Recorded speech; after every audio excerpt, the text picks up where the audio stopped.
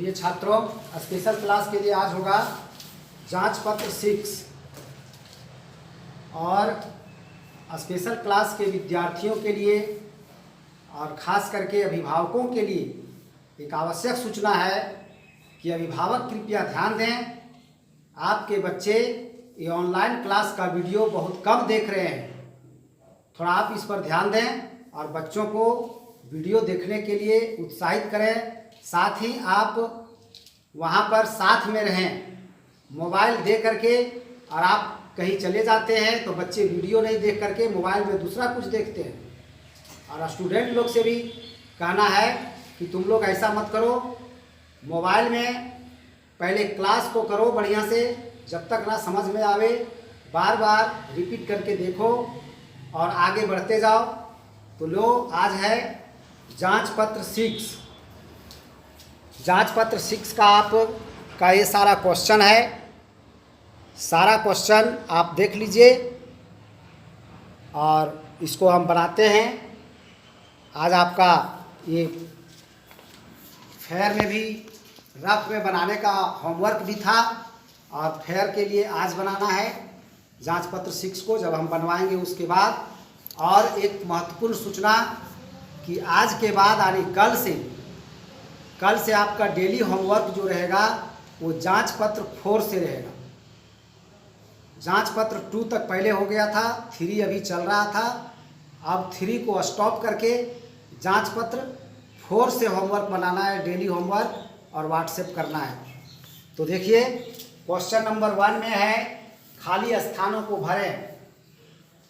1 वर्ग मीटर बराबर कितना वर्ग सेमी होता है? तो 10,000 वर्ग सेमी। ठीक है, ये भरा गया। 1 मीटर बराबर कितना सेमी? तो 100 सेमी। फिर लिखा है आयत का क्षेत्रफल बराबर लंबाई गुने चौड़ाई। उसके बाद वर्ग का क्षेत्रफल बराबर भुजा गुने भुजा। उसके बाद है 1 लीटर जल का द्रव्यमान बराबर कितना किलोग्राम? 1000। 1 लीटर जल का द्रव्यमान यानी भार 1000 किलोग्राम। अंगम नहीं, वो तो चा में है, 1 किलोग्राम होता है उसका। हाँ, अंगा में है 1 घन मीटर बराबर 1000 लीटर। ठीक है, और चा में है 1 लीटर जल का द्रव्यमान यानी भार बराबर 1 किलोग्राम। ठीक, घन का आयतन बराबर भुजा गुने भुजा। फिर है घनाभ का आयतन बराबर लंबाई गुने चौड़ाई गुने ऊंचाई। तो भरा गया। चारों दीवारों का क्षेत्रफल बराबर, यहाँ पर पूरा सूत्र दिया हुआ है, लास्ट का एक केवल खाली है, यहाँ पर ऊंचाई भराएगा। 2 ब्रैकेट लंबाई प्लस चौड़ाई ब्रैकेट बंद गुने ऊंचाई। इस तरह से आपका पहला हो गया। अब दूसरा क्वेश्चन में आपको जो कह रहा है वर्ड प्रॉब्लम है। ये वर्ड प्रॉब्लम को समझना सबसे पहले जरूरी है कि एक आयताकार बगीचा है, एक बगीचा है, उसमें पेड़ लगाना है। बगीचा की लंबाई 40 मीटर, चौड़ाई 30 मीटर है। ठीक है, अब कहता है कि अगर एक पेड़ को लगाने के लिए 40 वर्ग मीटर जगह की आवश्यकता होती है तो उस बगीचा में कितना पेड़ लगाया जा सकता है? 1 वर्ग मीटर पेड़ लगाने के लिए 40 वर्ग मीटर का, एक पेड़ लगाने के लिए 40 वर्ग मीटर जगह का जरूरत पड़ता है। तो सबसे पहले हम निकालेंगे बगीचा का क्षेत्रफल। ठीक है, बगीचा का क्षेत्रफल कितना है? उसके बाद एक पेड़ के लिए जिस क्षेत्रफल का जरूरत पड़ता है वो है 40 वर्ग मीटर। तो बगीचा के क्षेत्रफल बटा एक पेड़ के लगाने के लिए आवश्यक जो जगह है उसका क्षेत्रफल। तो सबसे पहले आयताकार बगीचे का क्षेत्रफल बराबर लंबाई गुने चौड़ाई करके निकाल लिए, 1200 वर्ग मीटर आया। और ये दिया हुआ है क्वेश्चन में, एक पेड़ के लिए आवश्यक जगह बराबर 40 वर्ग मीटर। एक पेड़ के लिए 40 वर्ग मीटर का जगह चाहिए। तो बगीचा में कितना पेड़ लगाया जा सकता है? तो इसलिए पेड़ों की अभिष्ट संख्या बराबर बगीचे का क्षेत्रफल बटा एक पेड़ के लिए क्षेत्रफल। क्षेत्रफल तो बगीचे का क्षेत्रफल 1200 और एक पेड़ के लिए क्षेत्रफल 40 40 वर्ग वर्ग मीटर। मीटर। तो 1200 बटा 40, 40। इसको काटे तो एक जीरो से एक जीरो बच गया 4, 4 से इसको काटे हैं तो 30 बार में कट गया। तो 30 पेड़ यानी उस बगीचा में 30 पेड़ लगाया जा सकता है। नेक्स्ट है वर्ग का भुजा दिया हुआ है, उसका क्षेत्रफल निकालना है। इसमें कोई विशेष बात नहीं है। तो वर्ग का क्षेत्रफल बराबर होता है भुजा गुने भुजा। भुजा है 3.5 मीटर, तो 3.5 गुने 3.5 बराबर 12.25 वर्ग मीटर। इतना इसका हो गया आंसर और ये आपका 3 हो गया। नेक्स्ट है क्वेश्चन नंबर 4, आयताकार कमरे के चारों दीवारों का क्षेत्रफल निकालना है।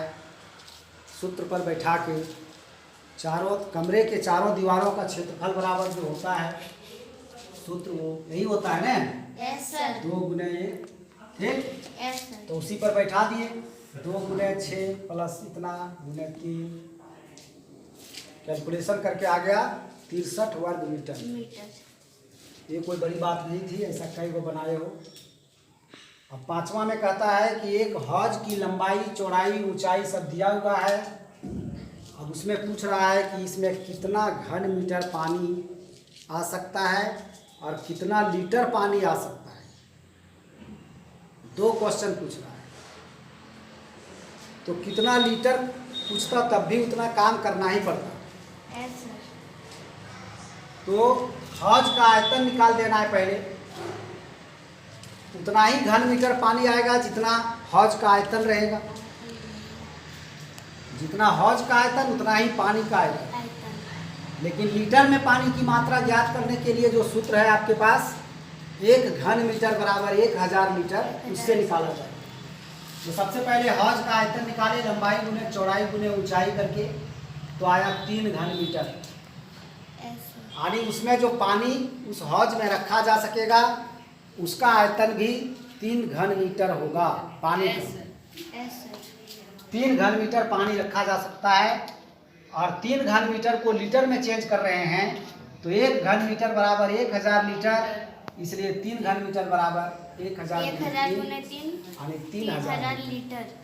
तो दोनों इसका आंसर हो गया 3 घन मीटर और 3000 लीटर। ठीक है। यस सर अब क्वेश्चन नंबर 6 में है जो आपका चैप्टर में था, कल बनवाए थे। यस सर एक ईंट का लंबाई चौड़ाई ऊंचाई दिया हुआ है और एक दीवार का लंबाई चौड़ाई और ऊंचाई दिया हुआ है। तो कितना ईंट लगेगा उस दीवार को बनाने में, यही पूछा गया था, कल भी था वो। तो सबसे पहले एक ईंट की लंबाई 30 सेमी, चौड़ाई 15 सेमी, ऊंचाई 10 सेमी। इसमें सब सेमी में है इसलिए कोई दिक्कत नहीं है, उसी तरह से लिख दिए।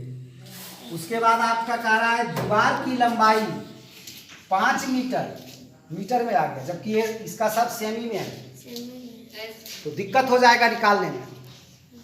ठीक है। तो अगर ये मीटर में है तो अगर ईंटा का भी लंबाई चौड़ाई ऊंचाई को अगर हम मीटर में बदल देते तो फिर सही होता। ठीक। लेकिन यहाँ पर हम देख रहे हैं इस क्वेश्चन में कि मीटर से सेमी केवल 2 को बनाना पड़ रहा है और अगर सेमी से मीटर में जाते हैं तो 4 को बनाना पड़ेगा। इसलिए ज़्यादा परेशानी वाला काम क्यों करेंगे, मीटर को ही सेमी बना देते हैं। तो 5 मीटर को सेमी में बनाए तो 500 सेमी, चौड़ाई 45 सेमी ही दिया हुआ है, इसमें कुछ नहीं करना है। ऊंचाई दिया है 3 मीटर तो 300 सेमी। उसके बाद अब ईंटों का संख्या निकालना है। तो ईंटों का संख्या बराबर, कल भी सूत्र लिखवाए थे कि ईंटों की अभिष्ट संख्या बराबर दीवार का क्षेत्रफल बटा 1 ईंट का क्षेत्रफल। तो दीवार का क्षेत्रफल निकालने के लिए क्षेत्रफल लेकिन नहीं होगा, दीवार का आयतन होगा। दीवार का क्षेत्रफल नहीं, आयतन, और 1 ईंट का आयतन। ठीक है, यहाँ क्षेत्रफल नहीं होगा बल्कि आयतन होगा। लंबाई गुने चौड़ाई गुने ऊंचाई, जिसमें ऊंचाई भी होता है, आयतन ज्ञात किया जाता है। तो दीवार का आयतन बटा एक ईंट का आयतन। आयतन,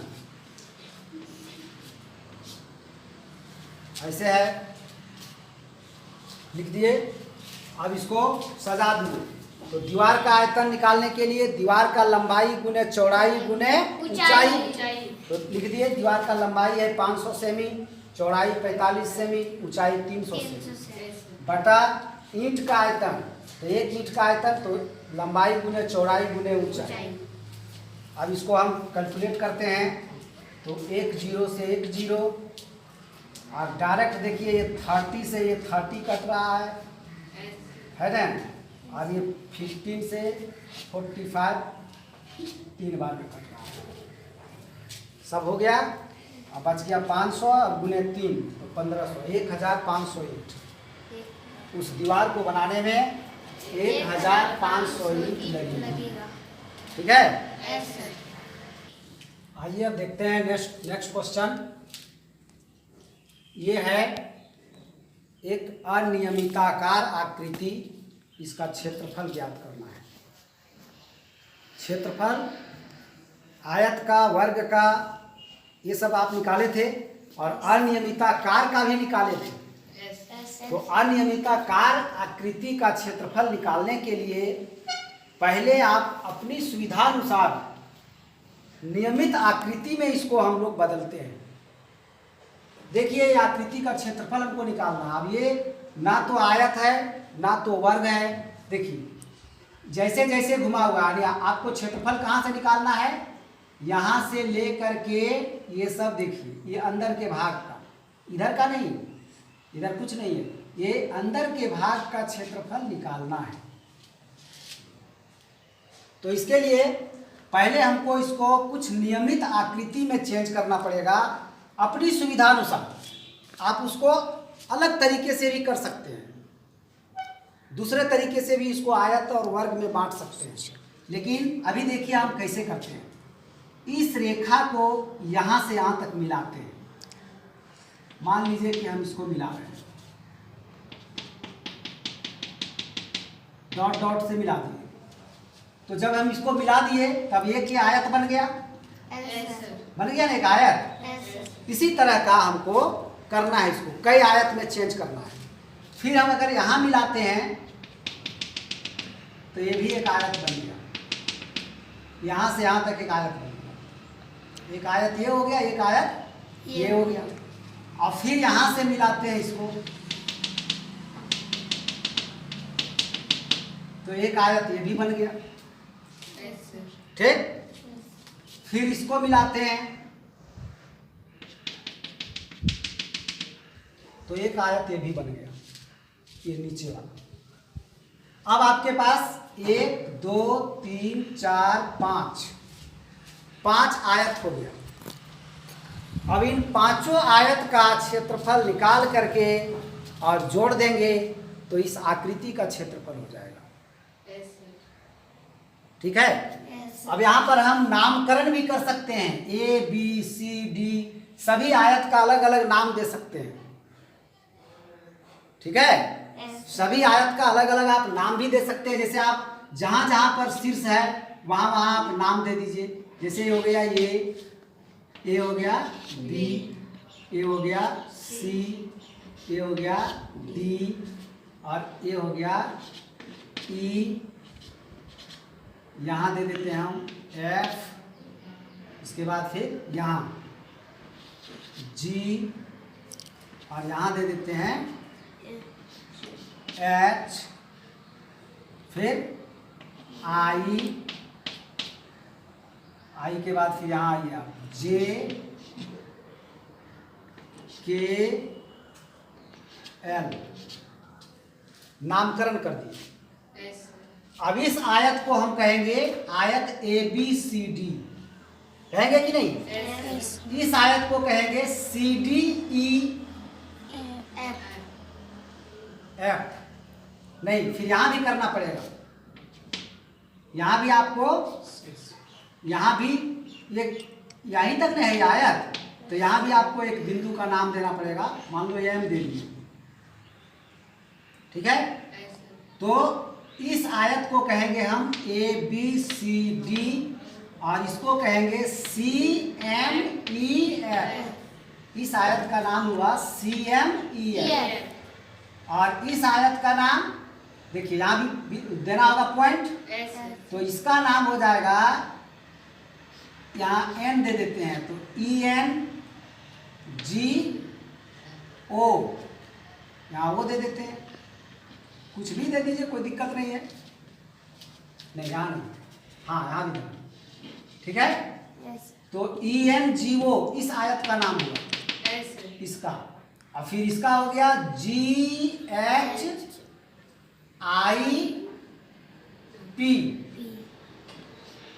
यहाँ देते हैं P।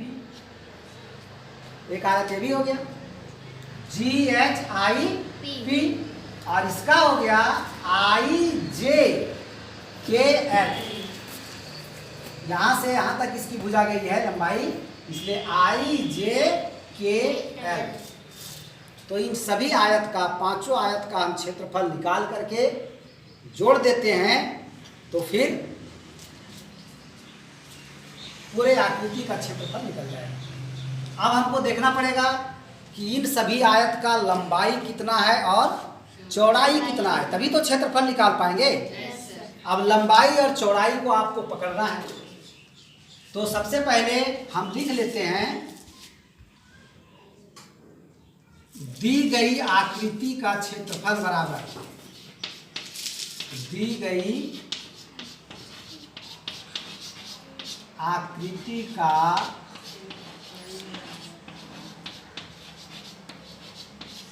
क्षेत्रफल बराबर आयत ABCD का क्षेत्रफल प्लस आयत CNEF का क्षेत्रफल। तो दी गई आकृति का क्षेत्रफल बराबर, आप यहां पर लिख सकते हैं, आयत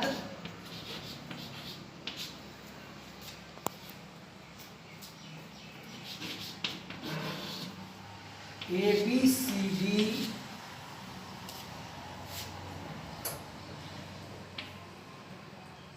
प्लस CMEF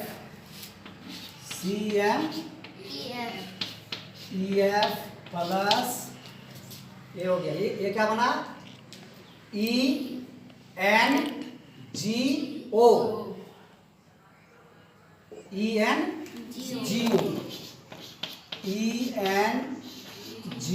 प्लस, ये हो गया। अब इसको लेना है GHIP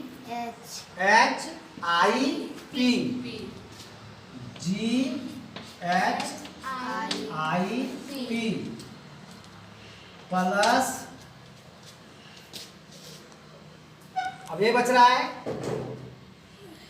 GHIP, हो गया ना, 1 2 3 4 हो गया। अब एक बच रहा है IJKL, तो IJKL का क्षेत्रफल, यानी इन सभी का क्षेत्रफल, ठीक है? इन सभी आयत का, ये जो 5 आयत बना, 1 2 3 4 5, तो अब इसका क्षेत्रफल कैसे हम लोग निकालते हैं, लंबाई गुना चौड़ाई करके। तो एक एक करके हम देख तो बैठाते जाते हैं। इसका लंबाई कितना हो गया, तो सीधा दिया हुआ है यहाँ पर 11 सेमी, और चौड़ाई देखिए आपका ये वाला दिया हुआ है 2 सेमी, ठीक है?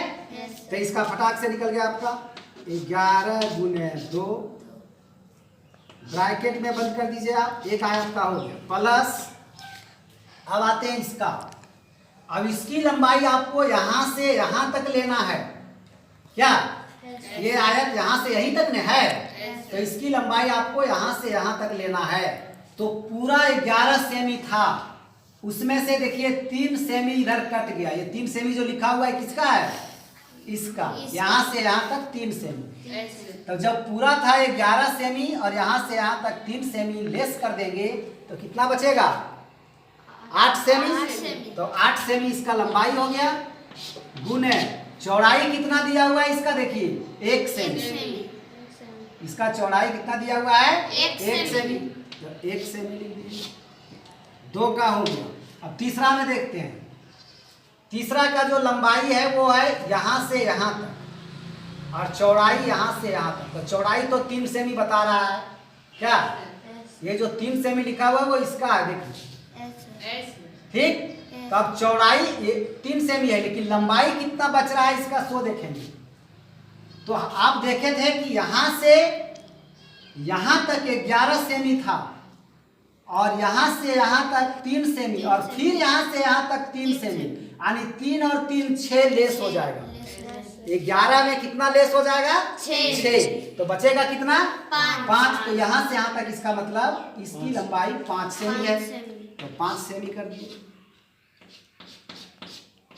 प्लस, अब आते हैं 5 गुने 3 होगा ना, इसकी चौड़ाई 3 है, 3। अब आ जाते हैं इसमें। तो इसमें यही होगा जो ये आयत है सो ये आयत है, देख लीजिए आप।